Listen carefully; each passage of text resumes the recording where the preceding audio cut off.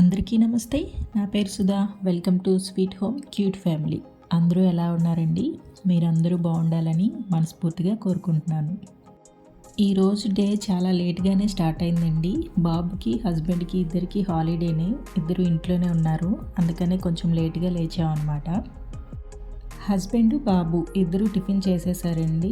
తనేమో బయటికి వెళ్ళారు. అంటే ఎగ్స్, ఆనియన్స్ తీసుకురమ్మని చెప్పాను. అందుకు హస్బెండ్ బయటికి వెళ్ళారు. బాబు టీవీ చూస్తున్నాడు. ఈలోగా నా టిఫిన్ కూడా అయిపోయింది. అనిల్ వచ్చారు. ఆనియన్స్ తెమ్మని చెప్పినందుకు ఎంత మంచివి తీసుకొచ్చారో చూసారా? అసలు నాకు ఒకటి అర్థం కాదండి. అబ్బాయిలు షాప్ వాళ్ళని మంచివి అడిగితే తిడతారా, కొడతారా ఏంటో అర్థం కాదు. మా ఇంట్లో మా తాతయ్య, మా నాన్న, మా అన్నయ్య, అనిల్ వాళ్ళ ఇంట్లో అనిల్, వాళ్ళ అన్నయ్య, మావయ్య ఎవరు షాపుకి వెళ్ళినా కూడా వాళ్ళు ఏమిస్తే అవి తెచ్చేస్తారే తప్ప ఇవి మంచివి అవి చెడ్డవి చూసుకొని ఎంచుకొని తీసుకొద్దామని ఎవ్వరూ అనుకోరు. ఎందుకని? ఏంటి ఇలాంటివి తీసుకొచ్చావంటే ఏమో వాడిచ్చాడు నేను తీసుకొచ్చాను అంతే, ఏవి బాగుంటే అవి వాడుకో అంటున్నారు. ఒక 5 ఉల్లిపాయలు బాగున్నాయండి, మిగతావి అంతా వేస్టేని. అవన్నీ 30 రూపాయలు అంట. అంటే 6 రూపాయలకు ఒక ఉల్లిపాయ పడింది. నా జీవితంలో ఎంత కాస్ట్లీ ఉల్లిపాయలు నేను ఎప్పుడు తినలేదు. మనమేమి ఊరికే తీసుకురావట్లేదు కదా, అందుక మంచిగా ఏరుకొని తీసుకొస్తే ఏమైంది ఏంటో ఈ అబ్బాయిలు. ఇంకా అందులో కొంచెం బాగా ఉన్నవన్నీ పక్కకు పెట్టి మిగతావన్నీ బయట పడేసాను. తర్వాత ఎగ్స్ పెడదామని చెప్పి వాటిని క్లీన్ చేస్తున్నాను అనమాట. మీలో ఎంతమంది అండి ఎగ్స్ ఉడకబెట్టే ముందు క్లీన్ చేస్తారు? ఖచ్చితంగా ఎగ్ని అయితే క్లీన్ చేయాలండి. వాటి మీద చాలా డస్ట్ ఉంటుంది. అవి ఎక్కడెక్కడో పడి తీసుకొస్తారు. అలానే పెట్టేసి మనం ఉడకబెడితే ఆ వాటర్లోనే ఉడుకుతాయి కాబట్టి ఖచ్చితంగా లోపలికి వెళ్తాయి. ఎగ్స్ క్లీన్ చేసి మంచినీటిలోనే ఉడకబెట్టుకోవాలి. కొంతమంది ట్యాప్ వాటర్లోనే ఉడకబెట్టేస్తారనమాట. అది అంత మంచిది కాదని నా అభిప్రాయం. నేనైతే ఫ్రెష్ వాటరే వేసి ఉడకపోస్తాను. ఒక పక్కన రసం పెట్టానండి. ఈరోజు ఎగ్ మసాలా కర్రీ చేస్తున్నాను అనమాట. రసం ఉండాలి కదా, గ్రేవీ ఉంటుంది కానీ పక్కనే రసం కూడా ఉండాలి మాకు. నా రసం అయితే చాలా సింపుల్, ఏమీ ఉండదు. వాటర్లో చింతపండు వేసి, కారం వేయను, కారం వేస్తే బాబు తినడు. ఉప్పు, పసుపు, ధనియాల పొడి, జీలకర్ర పొడి అంతే. ఉంటే కొంచెం ఏమంటారు దాన్ని, కందిపప్పు ఉంటుంది కదా, ఆ పొడి ఉంటే వేస్తాను, లేకపోతే లేదు, అది ఆప్షనలే. ఇంకా ఇక్కడ కర్రీ కోసమని ఆనియన్స్, కొత్తిమీర, టమాటాలు, పచ్చిమిర్చి ఇవన్నీ కడిగి పెట్టుకుంటున్నాను అనమాట. ముందుగా కట్ చేసి పెట్టుకుంటే ఎగ్స్ అయిపోయిన వెంటనే కర్రీ చేసేసుకోవచ్చు. నేను ఎప్పుడు ఆనియన్స్ని హాఫ్ కట్ చేసి నీటిలో వేసిన తర్వాతే కట్ చేస్తానండి. ఇలా అయితే కళ్ళు మండవన్నమాట. లేదంటే ఊరికే మండిపోతాయి. అవి ఎలాంటి ఉల్లిపాయలైనా కూడా కళ్ళల్లో వాటర్ వచ్చేస్తాయి. ఇలా అయితే అసలు వాటర్ రాకుండా ఉంటాయి, మండవు కళ్ళు అనేవి. హస్బెండ్ ఆఫీస్కి వెళ్ళినా, బాబు స్కూల్కి వెళ్ళినా నాకు పొద్దున్నే పని అయిపోతుందండి. అంటే ఎలాగో తనకి లంచ్ బాక్స్ చేస్తాయి కదా, అప్పుడే మాకు కర్రీ అయిపోతుంది. సో మా ఇద్దరి కోసము మధ్యాహ్నం ఓన్లీ రైస్ పెట్టుకుంటే సరిపోతుంది అనమాట. వాళ్ళిద్దరు ఇంట్లో ఉన్నారంటే ఎక్కడ లేదన్నా కూడా 12 అయిపోద్దండి. వంట అంతా అయ్యేసరికి చాలా లేట్గా అవుతుందన్నమాట.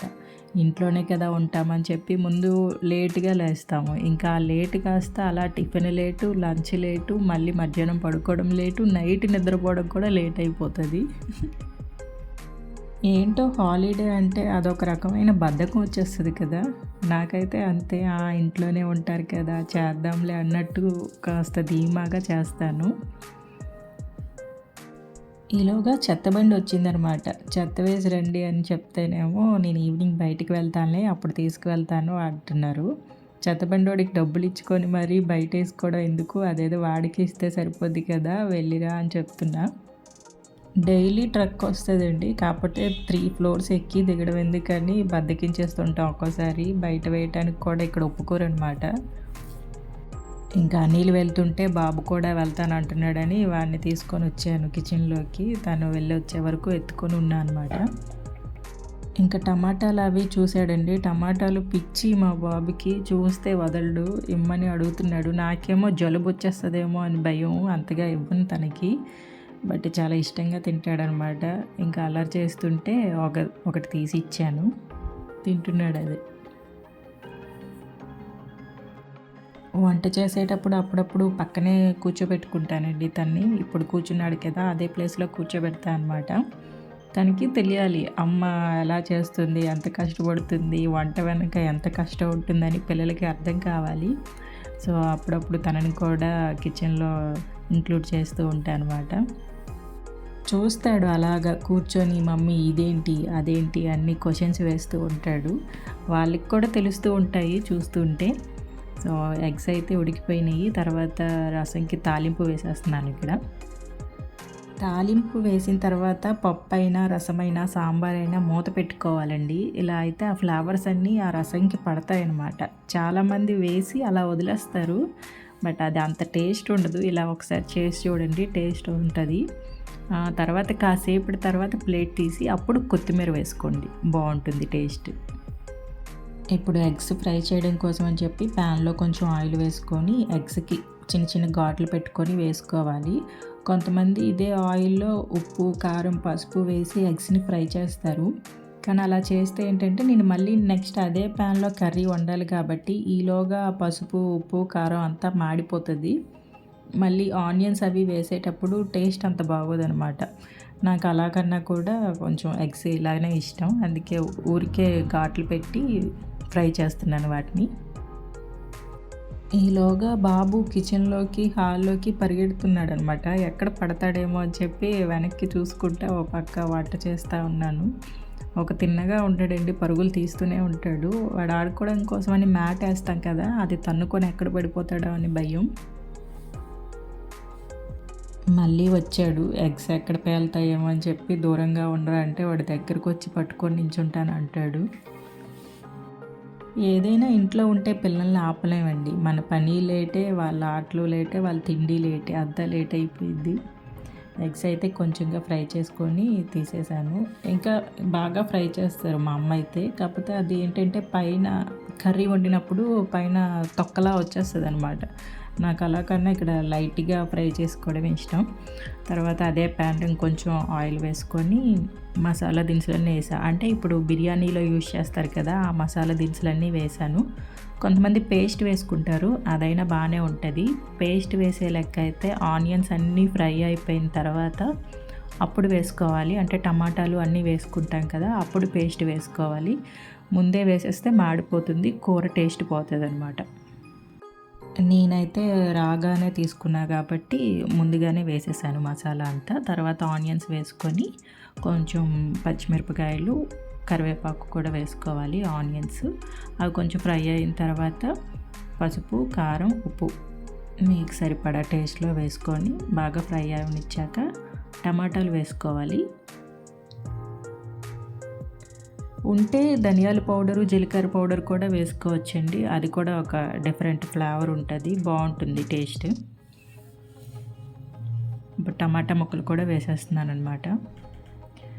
ఇవి బాగా కలుపుకొని టమాటా ముక్కలన్నీ మెత్తగా అయ్యే వరకు మగ్గించుకోవాలి. ప్లేట్ మూత పెట్టద్దండి, పెడితే టమాటా నుంచి వాటర్ వచ్చేస్తుంది. కర్రీ అంతా అంటే పులుసు పులుసులా అయిపోద్ది అనమాట, కర్రీలా కాకుండా. టమాటాలన్నీ మెత్తగా అయిపోయిన తర్వాత ఆయిల్ కొంచెం పైకి తేలుతుంది. ఆ టైంలోని ఎగ్స్ వేసుకొని కొంచెం వాటర్ పోసుకోవాలి. ఒక టీ గ్లాస్ వాటర్ పోస్తే సరిపోతుంది. మీ గ్రేవీని బట్టి మీరు ఎంత గ్రేవీ కావాలనుకుంటే అంత వాటర్ పోసుకోండి. టమాటా కర్రీ అంతా అయిపోయింది, ఇంకా ఒక 5 to 10 మినిట్స్లో దింపేయచ్చు అన్నప్పుడు మాత్రమే ఎగ్స్ వేసుకోండి. లేదంటే ఎగ్ ఓవర్ కుక్ అయిపోతుంది. ఆల్రెడీ ఉడకబెట్టాం కాబట్టి కొంచెం వేసి ఆ ఫ్లేవర్స్ అన్నీ ఎగ్ వరకు పట్టే వరకు ఉంచితే సరిపోతుంది. ఒక 5 మినిట్స్ అలా. ఎక్కువసేపు అదే వాటర్లో ఉంచామనుకోండి ఇంకా మళ్ళీ ఎక్స్ట్రా కుక్ అయిపోయి ఎగ్ గట్టిగా అయిపోద్ది అనమాట, బాగోదు. లాస్ట్లో దింపేసే ముందు కొంచెంగా కొత్తిమీర చల్లుకుంటే సరిపోతుంది. మా కర్రీ అయితే అయిపోయింది. 1 గంట అయిపోయింది ఇంట్లో టైం కూడా. ఇంకా బాబుకి లంచ్ పెట్టేస్తున్నాను అనమాట. మా బాబు అయితే ఎగ్ తిండు, బట్ బలవంతంగా ఏదో ఒకటి చూపించి పెట్టాలి. రైస్లో కలిపేసి పెట్టాలన్నమాట, నార్మల్గా పెడితే తినడు. ఇంకా మధ్యాహ్నం అందరం తినేసి ఒక న్యాప్ వేసామన్నమాట. ఈవినింగ్ లేచాక మా హస్బెండ్, బాబు బయటికి వెళ్ళి ఈ ట్రైన్ తీసుకొచ్చారు ట్రాక్తోని. ఇది చాలా రోజులుగా అడుగుతున్నాడండి, నియర్లీ 1 ఇయర్ నుంచి అడుగుతున్నాడు. అంటే ఇలాంటిది వాళ్ళ అన్నయ్య దగ్గర చూశాడనమాట. వాడికి అరౌండ్ 2 ఇయర్స్ 1.5 ఇయర్ ఉన్నప్పటి నుంచి అడుగుతున్నాడు. బట్ మేము కొనలేదు. ఎందుకంటే తనకు అప్పుడు ఆ వాల్యూ తెలీదు. ఉండేది ట్రైను, అంటే నార్మల్ ట్రైన్, ఒక సింగిల్ ట్రైన్లా ఉంటుంది కదా, అలాంటి బొమ్మ ఉండేది. అది కూడా వీల్స్ అన్నీ ఊడిపోయినా కూడా దాన్ని నేను పడేయకుండా అదే ఉంచాను. దాంతోనే ఆడేవాడు. ఇది వాళ్ళ అన్నయ్య దగ్గర చూశాడు, అంటే మా తోటికోడలు వాళ్ళ కొడుకు. అప్పటి నుంచి అడుగుతున్నా కూడా మేము కొనలేదు. ఎందుకంటే వాల్యూ తెలీదు, ఎలా ఆడుకోవాలో తెలీదు. ఇస్తే వేస్ట్ అయిపోతుందని మేము అంతగా ఏమీ ఎంకరేజ్ చేయము బొమ్మల విషయంలో. పిల్లలు అడిగిన ప్రతీదీ కొనివ్వడం ఎంత తప్పో, అడిగిన వెంటనే కొనివ్వడం కూడా అంతే తప్పండి. ఒక వస్తువు వాల్యూ వాళ్ళకి తెలియకుండా మనం దాన్ని ఇస్తే ఓకే, మా పేరెంట్స్ ఏది అడిగినా ఇస్తారు, వాళ్ళు ఎఫోర్డ్ చేయగలరు అన్న ఊహలో వాళ్ళు ఉంటారు. ఏడుస్తారు, ఏడవనివ్వండి. 1-2 సార్లు ఏడుస్తారు అంతే. తర్వాత ఏదోలా వాళ్ళే మర్చిపోతారు. అప్పుడు మనం సడన్ సర్ప్రైజ్గా ఇలా ఇచ్చినప్పుడు చాలా హ్యాపీ ఫీల్ అవుతారనమాట. ఇది ఊరికే పోదు, ఇందులో యానిమల్స్ ఇచ్చాడు. ఈ లైట్స్, ట్రయాంగిల్, రెక్టాంగిల్ ఉన్నాయి కదా, ఆడుకుంటూనే ఇవి కూడా నేర్చుకుంటారనమాట. పిల్లలకి మనం కొనిచ్చే వాటి అన్నింటిలో కాకపోయినా కొన్నింటిలో అయినా పిల్లలు నాలెడ్జ్ గెయిన్ చేసేలా ఉండాలండి. అంటే మనం ఒక వస్తువు కొన్నప్పుడు దాని నుంచి వాళ్ళు ఎంతవరకు నేర్చుకోగలరు, దాని విలువ వాళ్ళకి తెలుసా అని చూసుకొని కొనాలన్నమాట. ఈ వయసులో వాల్యూ ఏం తెలుస్తుంది అంటారా? మనం ఒకవేళ వాళ్ళ చేతికి ఫోన్ ఇస్తే ఎంత జాగ్రత్తగా చూసుకోమని చెప్తాం, మనం కూడా వెంట ఉండి చెప్తాం కదా. అలాగే ఒక బొమ్మను కొనిచ్చేటప్పుడు కూడా అంతే జాగ్రత్తగా చూసుకోమని చెప్పాలి. ఒకసారి కాకపోతే రెండోసారి, రెండోసారి కాకపోతే మూడోసారి, మూడోసారి కూడా కాకపోతే 10వ అయినా వాళ్ళకి అర్థమవుతుంది. ఈ బొమ్మ కాకపోతే ఇంకొక బొమ్మనైనా వాల్యూ చూస్తారు. నీట్గా మెయింటైన్ చేయాలి, నీట్గా ఆడుకోవాలి, పగలగొట్టకూడదు అని అప్పుడు వాళ్ళకి అర్థమవుతుందనమాట. పిల్లలు ఆడుకునేవి అంటే ఓన్లీ బొమ్మలే కాదండి. ఇప్పుడు నాలెడ్జ్ గెయిన్ చేసేవి పజిల్స్ ఉన్నాయి, ఆడుకునే ఇలాంటివే బుక్స్ ఉన్నాయి, సౌండ్స్ వస్తాయి, ఇప్పుడు మ్యూజిక్ వస్తుంది. ఇలాంటివన్నీ కూడా కొనొచ్చు అనమాట. అంటే బుక్ ఓపెన్ చేయగానే ఒక యానిమల్ సౌండో లేదా ఈ ఫ్రూట్ పేరేంటి ఇలాంటివన్నీ వస్తున్నాయి కదా, అలాంటివి కూడా వాటికి ఇంట్రడ్యూస్ చేయాలి పిల్లలకి. అప్పుడు వాళ్ళు దేనిలో ఎక్కువగా ఇంట్రెస్ట్ చూపిస్తున్నారు అన్నది మనకు కూడా మెల్లగా అర్థమవుతుందనమాట. వాళ్ళు ఏడుస్తున్నారని మనం ఎప్పుడైతే ఏదైతే కొనటం స్టార్ట్ చేస్తామో వాళ్ళు ఆ ఏడుపునే ఆయుధంగా చేసుకుంటారండి. ఇదైతే మాత్రం పక్కా. కాసేపు ఏడిస్తే ఏమీ కాదండి. ముందు పేరెంట్స్గా మనం స్ట్రాంగ్గా ఉండాలి. ఏడ్చినా కాసేపు ఏం కాదులే, కాసేపటికి ఊరుకుంటాడులే అని సర్దుకోవాలి మనకు మనమే. ఇదండి ఇవాల్టి వీడియో. ఇక్కడితో వీడియో ఎండ్ చేస్తున్నాను. మీకు కనుక వీడియో నచ్చినట్లయితే లైక్ చేయండి, షేర్ చేయండి, ఛానల్ని సబ్స్క్రైబ్ చేసుకొని సపోర్ట్ చేయండి. మళ్ళీ నెక్స్ట్ వీడియోలో మళ్ళీ కలుద్దాం. అంతవరకు సెలవు. Thanks for watching. Thanks for your time. Thank you very much. Bye.